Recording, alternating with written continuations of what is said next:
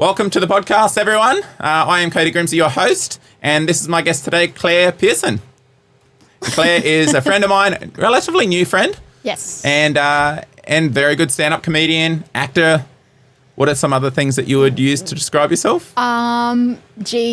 Creative person, kind of. I've done a bit of, like we were just talking about before, I've done a bit of everything over 20 years, I think. So radio? I've done radio, I've done kids shows. That's so cool. I write my own shows and produce mostly. And what was the thing you told me briefly? You did like a play in Brisbane a few months ago. What was that about again? It was called Esther Hicks is Vibrationally Speaking.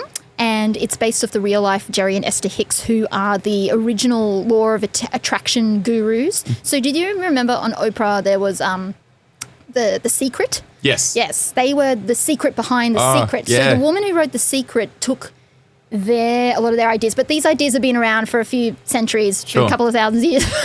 But it's kind of comes from Eastern stuff. Anyway, I digress. But anyway, I was very intrigued by this woman, Esther Hicks, because what she does is she invokes a spirit called Abraham, or she calls non-physical entities that then talk to the audience and give them like life advice and that kind of thing. And she gets people up on hot seats and talks to them through as Abraham.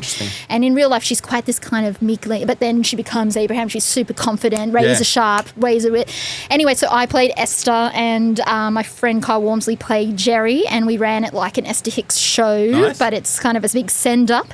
We did it for Comedy Festival 5 years ago. Okay, and is it making light a little bit of The Secret? Well, it's making light of human beings wanting to believe anything that that maybe you can get happiness instantly with not doing any work. Yes. And so although there's lots of great principles in it, which is about being grateful for things, that's how you change your mindset on things. So there's lots of positive things in it. Yes. But what it also happens in those it was kind of a bit of a comment on kind of, religion, culty stuff, a few different things about how human beings are very vulnerable to these things. Yes. And if there's something that tells you you can have this thing instantly, and the belief is also it always works because it's about being your fault. If you don't get it, it must be your fault. Yeah. Or if bad things happen to you, it's your fault. So there's lots of really dark, messed up stuff in it as well. So we just explored that whole world, and we did that last time at Comedy Festival 5 years ago, and it was a very kind of work in progress. We ran it like a short show with the audience. Yeah, I can imagine that would be so interactive. And there's real Esther fans that came. We kind of take a lot of her real text but then twist it around, and then it gets a little bit crazier as the night goes on. Who's that super famous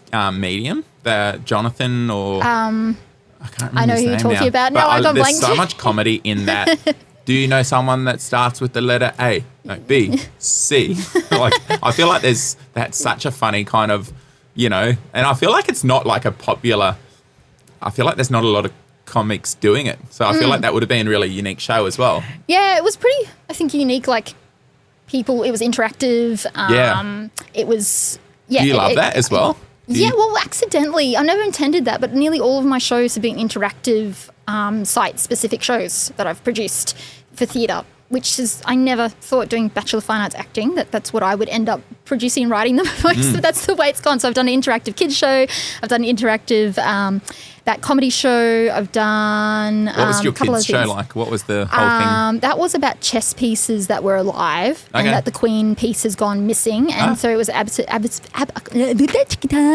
Convent, Talk Normally Claire, in Melbourne. And so the show were the chess pieces. There was like a narrator, and he took the crowd along with the kids, and they had to try find the queen through it was like a detective kind of mystery and it was comedy and fun along the way. Were there like jokes about like the horse is like real ambitious and you're like, hang on a minute, you can only take 3 steps at a time? Yeah, stuff like that. Yeah. And there was just like, it was kind of Monty Python-esque kind of silly, over the top, and then like the chess pieces got put back in the box. Which I feel like has to be a little bit slapstick kids comedy, don't you reckon? Like a little bit physical. I took my son because did the comedy festival last year with Grace Hogan. We did a split bill, and my wife and son came down, and that was cool because we got to see a few kids comedy shows with Walter as well. So that's it's so much fun. Hey, do you reckon it's different? Do you get the same sort of satisfaction doing a kids comedy show as a different thing? I think you see really good kid shows and good kids writing, like say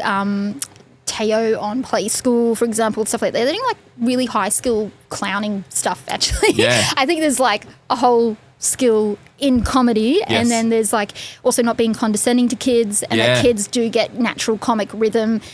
Very just because they pick we're up born on that. with it, right? Yeah, and they pick up if they're being condescending, they pick up that they're being talked down to, sort of thing. Yes, and I feel like that was me before having a kid, and now I'm like, I probably would have done the show even more differently now that I've had a kid. I feel like that would be hard in itself, trying to because kids at all different ages and all different levels, like I don't know, comedy for a 5-year-old versus comedy for an 11-year-old, you almost have to do completely different stuff. It'd be difficult to satisfy the comedy itch for someone like that. Yes. Okay, so what's what's in the pipeline at the moment? What are you working on? Well, I'm just doing gigs, and at the start of this year, I tried to do 5 minutes in 5 weeks. That was cool. I enjoyed following that along on social media. I was like, do those 5 people following? I'll just keep on going. And did you do a different 5 every week, or you tried to just build a really, really solid 5? I tried to build a 5. Nice. I think I got there. Like I got to like 4, I would say like 3 to 4 minutes, and then the rest was like stuff that I had started working on in some way, and then I was like brushing and tightening up, and then things connected I didn't expect to connect. So I was like, oh, okay, this worked out quite well. Yeah. But it was refreshing for me because last year I felt like I did a lot of the same stuff. I had a bit of a time of not getting time enough to write as much as I would like. So I kind of felt like I got a bit of a standstill point, and then I was like, I need to do something just different completely to change how I'm doing things. I love the accountability as well. Like you telling, people that what you're planning to do, that makes you feel more accountable as well. I feel like that's great. It did, yeah. And then it just took all like pressure off because I put a certain amount of pressure on myself, and then I was like, like I can just have fun. That's what stand-up's meant to be about. Yeah. That's what comedy's meant to be about. Yep. And not worrying about if I bombed on a night or the bombing. Actually, like it wasn't ever that bad. I would think, like there was one that I was like, but then I listened to the recording again. I was like, it wasn't that bad. It felt weird in my head because it was so not what I would usually do. But actually it was probably just challenging myself. Yeah. Isn't it nice to hear laughs in the recording after the fact? And you're like, it wasn't actually, which it's kind of another reason why it's good to record things. Yes, absolutely, yeah. And then I'm hoping to do more theatre this year too. Nice. So it looks like I'm going to be doing Queensland Shakespeare Ensemble's Midsummer Night's Dream later this year in August. So, are you what role? Or you can't talk about it yet? I don't exactly know yet. Sure. So, but either role that I'm talking with them with will be amazing, and just to do Shakespeare again because I used to do Shakespeare for quite a while and with the Queensland Shakespeare Ensemble a few years ago. So being back in Brisbane is cool because I'm kind of like getting back to my theatre roots. Yeah. So that's interesting. Like I assumed, because I knew you'd come from Melbourne, and I assume you grew up in Melbourne, but you were briefly telling me Beenleigh potentially. Yeah. Oh yeah. That's. So what school did you go to? I went to St. Joseph's, Beenleigh, and Trinity College, Beenleigh. Yeah. So we grew up there. My parents are from overseas. So my parents grew up in South Africa, but their parents are from Belgium and from Wales and England, that kind of thing. They lived over there for a while in England, then came to Australia, went to several places. So I grew up in Beenleigh. That's where we ended up. And then I studied Bachelor of Fine Arts Acting at QT at Kelvin Grove. Nice. Worked in Brisbane for about 5 years. And in that time I did a lot of Shakespeare, did some kids shows. And then I went overseas. I got a grant to do some Shakespeare study in London. So I studied at the Royal Academy of Dramatic Art over there. Had an amazing experience. Came back and was kind of like, did a show or two in Brisbane and was very like, I think my time in Brisbane is done for now. I need something else. So it was either London or Melbourne. I have a British passport. Maybe it should have been London, I don't know, but I chose Melbourne. It's so funny though, because they're the two places that I love. So I'd love to go. And my wife's like, London's boring. And now that we've got 2 kids, or a second kid coming soon, nice. Melbourne seems out of the question now as well. Yeah, so was this pre-kids for you? This is all pre-kids, yeah. And I'd only, just when I decided to move to Melbourne, just met my now husband. Nice. And we literally... How did you guys meet? Working as ushers at the Queensland Performing Arts Centre. Okay. So in Brisbane. In Brisbane. And then he went down with you? Yeah, well, he was working for the Starlight Foundation talking about kids' comedy, so it's for the sick kids in hospital. So he was a clown doing that kind of work, and he actually had a contract to go back to Darwin for 3 months. And I was like, I kind of like this guy. And, and then he came back. It was about 3 weeks before I had to move, and then we went on a few dates. And then I'm like, well, look, if we're not meant to be together, he won't care. It will be, I'll just meet someone else in Melbourne, whatever. But no, then he kept writing, kept calling, and then he's like, I'm going to move down. About 6 months later. He moved down. And then 11 years later. You guys did the long distance thing. Was that hard or not really? Wasn't that bad because it was only 6 months and it was the very beginning, right, where there wasn't too much pressure still. Yeah. So it was like, whatevs happens. And then he was like, I actually want to have a good go at this. Let's I'll move down. And then how long were you guys in Melbourne for? 11 years. And you had your 2 kids while you were down there? 1 kid, unfortunately. Okay, yeah. For some reason I thought you had 2 kids. No, why? Maybe just because I complain so much in my stand-up. It seems like the equivalent of 2 children. Just the one. Yeah. He's 5. Yeah. And, so no, second one, doesn't happen. So, we'll see what happens. But, so got married down there, had Arthur. COVID hit. Cool name. That's a sick name. My son's name's Walter, so similar kind of. Arthur and Walter, like the oldie names. Yeah, sick. They're good. They're good. Okay, yeah. And so does your partner still do clowning now?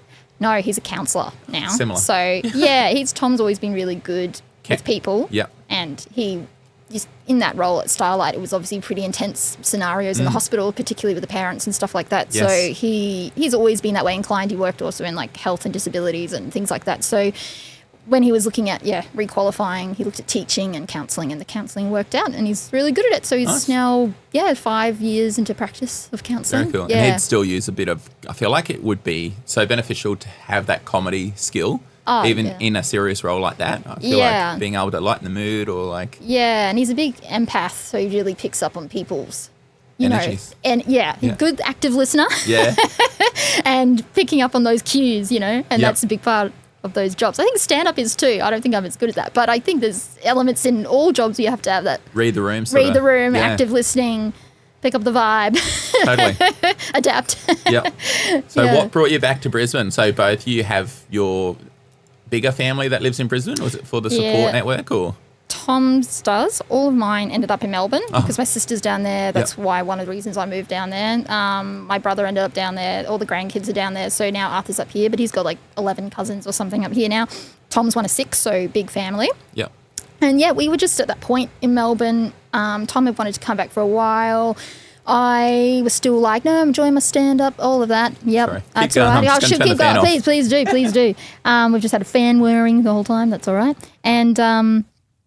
it's so much more quiet.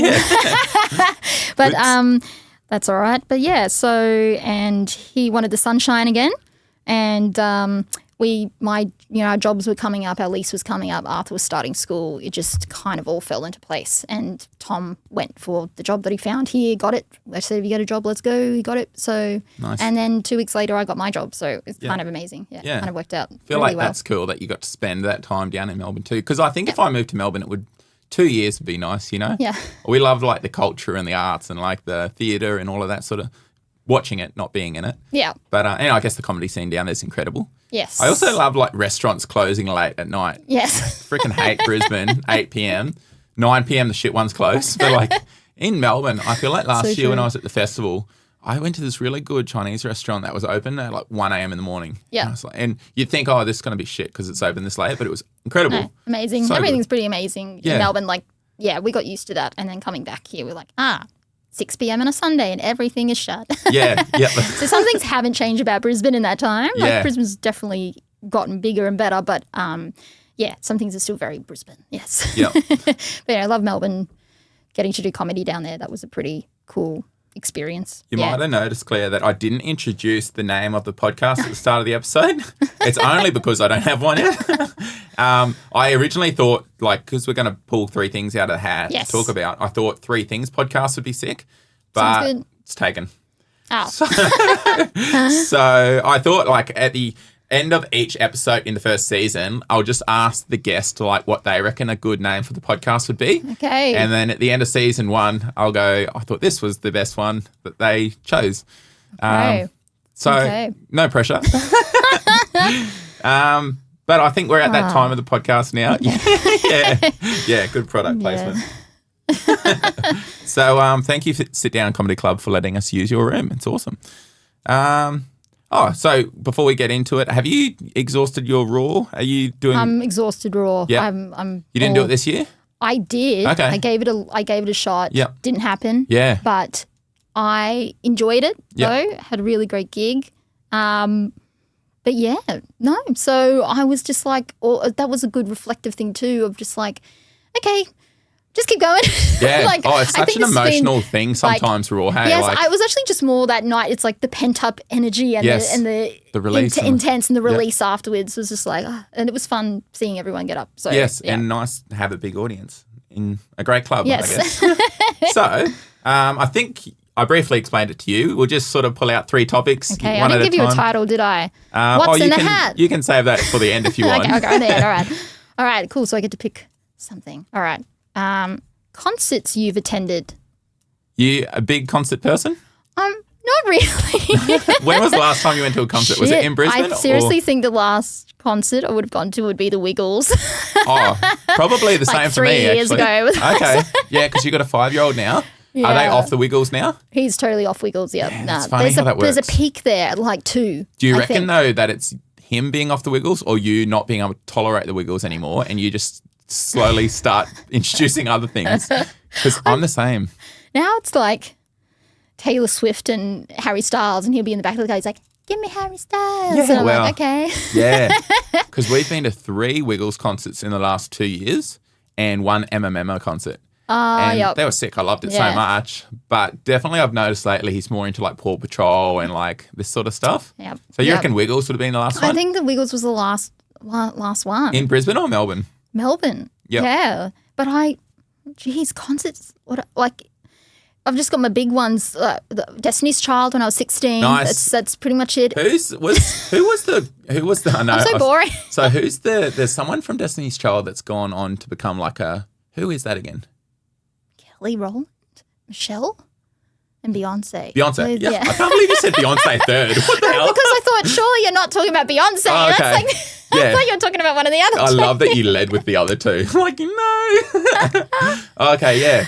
Yeah, that was a great band, wasn't it? Yeah. Good times in the early 2000s. Where was that? Do you remember? In Brisbane Entertainment Centre, 2002. Is that Boondall or no? Boondall, yeah. Yep. But I know I have surely been to things. I surely have. I'm just going blank. I feel like COVID and having a child is my last 5 years. So there's just been hardly any chance to do this. Yeah. Do you know Kate Miller-Heidke? Yes. Yeah, I saw her the other day. That was awesome. Yeah. That was just a Q-Pack down the road. Nice. Creedence Clearwater Revival. John Fogarty. I saw him when I was living in Melbourne. I lived in Melbourne. I don't know why, but I wasn't in comedy back then. I was a professional swimmer and I didn't get to go out and experience Melbourne. I didn't know that you were the professional swimmer until seeing something you put on Instagram. And I was like, Codie was... Oh, wait, are we allowed to swear on this? Yeah, sure. I don't. Codie, a fucking swimmer? What the fuck? I was like... Yeah. A lot of people have that. A lot of people are surprised by that. Yeah, but then after the fact, I was like, oh, yeah, that kind of makes sense. So I did live in Melbourne, but I feel like I was robbed because I was just focused on swimming. I didn't get to go out and experience the culture and the everything. But, I saw John Fogarty when I lived down there. Okay. And he's like lead singer of Creedence Clearwater. Okay, so I don't know. He sings, just got home from Eleanor, left the front door open. You know that one? No. What else? It's so famous. I'll look this up later and it'll be like, ooh. But yeah, I was like the only person under 60 that was in the audience, so that was a weird experience. But anyway, I feel like concerts, we got some good stuff there. A couple of things there. All right, I have to choose another one. Yeah, do you mind if I choose the second one? Oh, please and do. And then you choose the third one. Please do. Oh, that's a weird one. Boats. What? So I just Googled like talking topics last night and 50 talking topics. I printed them off and cut them up. When I was cutting them, I remember seeing boats and thinking, that's a bit of a shit one. Still put it in the hut there. Have you been on a boat? I've been on a boat. My boat memories was going with a rich friend from school who owned a boat. Nice. And I was invited for the sleepover on the boat and it was like different lifestyle. Do you get sick on boats? Do you get seasick? Yes, I do. Yeah. I get all that. The last thing I would have been the ferry that goes from Perth to Rottnest Island. Nice. How good is Rottnest? Yeah, it was amazing, except the boat made us want to vomit. Yep. Yeah, I hadn't done that swim, but I've coached a lot of people who've done that swim, 20 kilometres. And I did paddle one year on a kayak. And my swimmer that I was supporting that year, he was like, hey, you probably should hop in the kayak and do a bit of training. I'm like, I used to be a professional swimmer. I don't need to train for this. And then at about the 15K mark, my lower back was hurting so much that I switched with one of the boat pilots and I hopped in the boat. And I felt horrible because, this swimmer was swimming 20K and after 15K of paddling in a kayak, I was like, sorry, mate, this is... Oh my gosh. It's something worse. That's like literally my worst nightmare. Like kayaking? I couldn't even swim. Just swimming, anything to do in water. Like I literally could not even swim 50 metres at school. Okay. Like I remember doing the carnival. That was the one time I swam for the whole year. That one race I did 50 metres freestyle, and by the end I was like, like literally had to like go to the edge. But like I could not. What did you do growing up then? I didn't do shit. No. What do you do now? I did dancing. I did dancing for about 7 years. This is not boats, but I did ballet jazz tap for like 7 years. Yeah, like, competitively or just for a bit of fun? It got to that age. You get to, I don't know if this is in everything, you get to, 12, 13, and then it turns hyper serious. So it was all for fun growing up. And it did get me into performance. And I always, wanted to do acting and performing from young. But then, I don't know, you hit 13 or something and it's like, well, you better be doing pre-elementary. You better be doing, and it's like if you're not taking it that way, you get kind of like, just not seen as cool to have as a hobby anymore or something. I don't know. So then I didn't do much in high school apart from school sports and stuff. It's a shame because I feel like swimming's the same. And ironically, I think the people who swim competitively, they do too much at the age of 18, 19, 20. And then when they eventually quit from competitive swimming, they hate it. Yeah. And I think the people that you go down to the pool and see swimming at, 40 or 50 years of age, they just swam for fun forever. Yeah. So it's a bit ironic. Yeah. I feel like, What about so back to boats? Have you ever been on a cruise ship? No. Me either, and I'd love to. It's one of those things I've always said we'll do at some point. Hasn't happened. Yeah. Boats. Especially because you would have heard like the play centres for kids are really good on boats or the... Yeah. Right. Have you not heard this? No. Okay. No. Because I'm like, all the holidays that I think about now, I'm like, no, that would be horrible to do with the kid. Yeah. And then you hear cruise ships have really good like play groups and stuff for them to all day long, so you can put them in and go and do fun activities. Actually do something with your time. Yeah. Okay. I guess maybe we'll be on a cruise ship one day doing stand-up comedy. That'd be sick. Yeah, that's true. That happens a lot. Hey, I haven't done any, but I've heard they're fun. Yeah, so boats. I don't know. I don't have much else on boats. Are you married or? Married. Yeah. How did they? Sorry, this is off topic. How did they propose? I'm just thinking boats would be a popular place to propose. Well, we were actually in Santorini because it was our. So rude of me to assume that they proposed what am I as well. talking about? What am I talking about? Did they propose or did you propose? That was our honeymoon. No. That was we did a big, that's right. Tom and I did a big overseas 3-month Europe trip. And on a boat. I'd love if you just forgot about that. Yeah, we were on a yacht. I didn't know you meant yachts. And we ended up in like Santorini, in Croatia, and that's right. We saw the sunset and stuff, and then it was like back at our hotel, and then Tom, went on one knee and all that, that nice stuff. Did you consider proposing, or you thought? No, I wasn't doing that. Okay, interesting. He was doing it. So that was rude of me to assume that we bought the ring before we left, so I knew it was happening, and I was like, make it happen in Santorini. That's funny. Make it happen this night. Yes, and so I love the idea of you enjoying the sunset and going, wouldn't this be a nice thing to be able to share? Like, I didn't ask him, but I planned the whole thing. That's basically. so funny. I'm like, what a surprise. Yeah. And so I said no. But you're talking about boats. We got married in Richmond, which is where we lived in Melbourne. And so that was important for us. We had our wedding there. It was actually just logistically way easier and cheaper. But also it was right on the Yarra River. And our wedding organizer lady was like, so I've had people turn up on a boat. And I was like, no. For your wedding? For the wedding day, rock up on a boat. Okay, I thought you were saying at the wedding, guests just rocked up on a boat. Okay. That's pretty funny. I was like, no boat entry. So not a boat person. Not a boat person. I've gone to many concerts and haven't.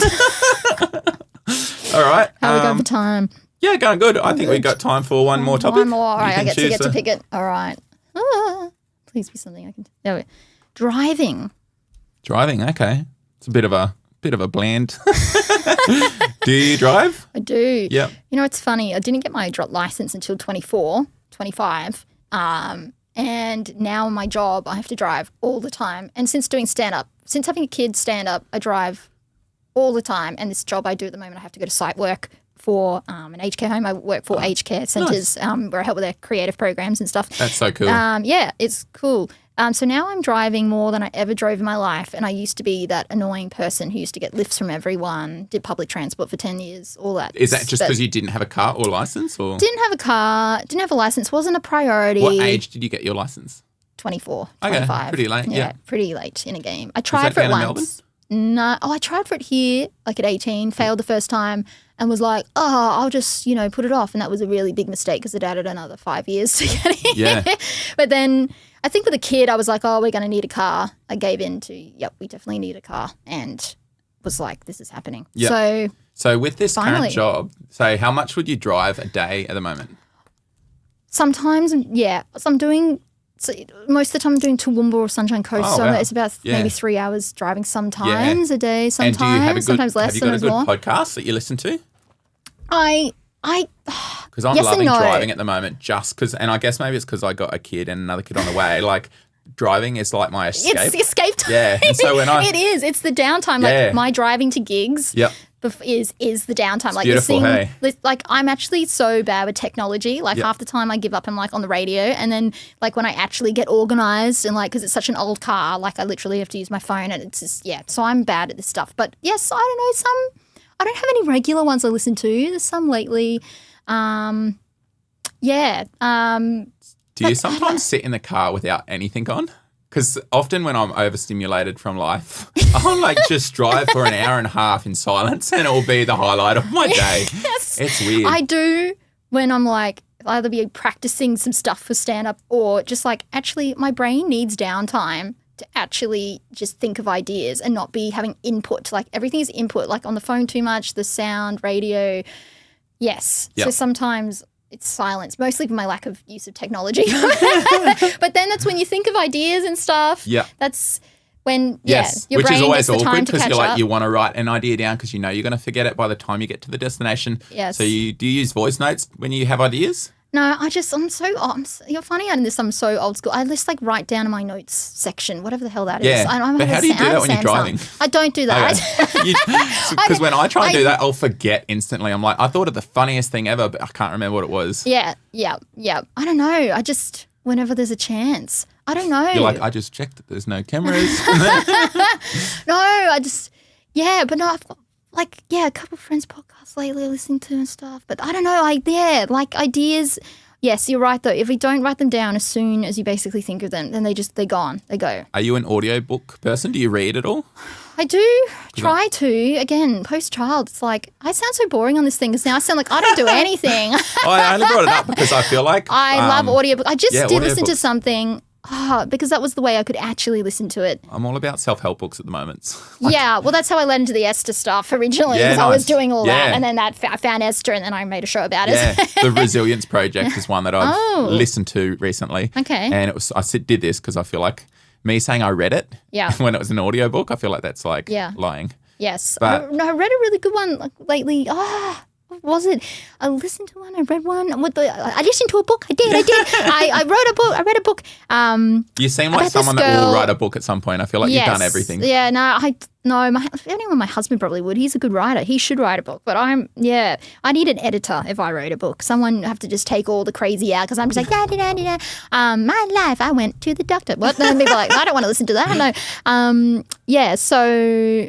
No, though I did read this really good one of she's an American actress and it was all about her life growing up. It was pretty intense though because it was like she had a really full-on mum and I've totally forgotten her name, but she was huge on Nickelodeon. Okay. She like child star. Yep. What all of that entailed. Not Hannah Montana? No. Same kind of era, but and she was on a show with Ariana Grande. Oh, okay. And, totally forgotten her name. It's terrible. Great, amazing book. Love it if you're like, no, not Hannah Montana. Miley Cyrus. Yes. Yeah. But yeah, that was amazing. So we're sort of reaching the end of the episode now. I know. People have had to hear this rambling about driving boats and concerts. I feel like you've made boring topics interesting though. So what do you reckon? I'm going to ask you two questions. Okay. One, you got to name the podcast. Just me delegating so I don't have to be creative. And two, what should we name this episode, do you think? All right, podcast. Pick and choose. No, that's a bit boring. It's out of a hat. No. Pick and choose is a good one, I reckon. Rule of three. I don't know. Rule of three, yeah, nice. That's comedy. Yeah. Oh, yeah. I like that a lot. It's layered. Layered textures. I don't know. And what was this episode called? Was there a theme of this episode? Not particularly. Boats and driving, transportation. Felt a little bit like the first half of the podcast. It was so interesting just learning about you. It felt almost like this is your life. This is my life. It's right. I do know how to talk. That's one thing. Oh, I love it. I'm not listening that well, but I do talk a lot. I'm the same. No, it's been good to. I want to hear more about your stuff. I'll have to a gigs. Episode number 2. Boats with Codie. Airplanes. Kids, boats, and driving. I feel like that's a good name for the episode. There is that movie, boats, and automobiles. Yeah. So, where can people find you? Oh, Instagram, I suppose. Claire with an I and an E _ Pearson. Nice. And I usually put anything up there about gigs, shows, everything. So that's the place now. Awesome. Yeah. Thanks so much for coming on the podcast today. Thanks for having me. Very exciting. Thank you for watching. See you next time.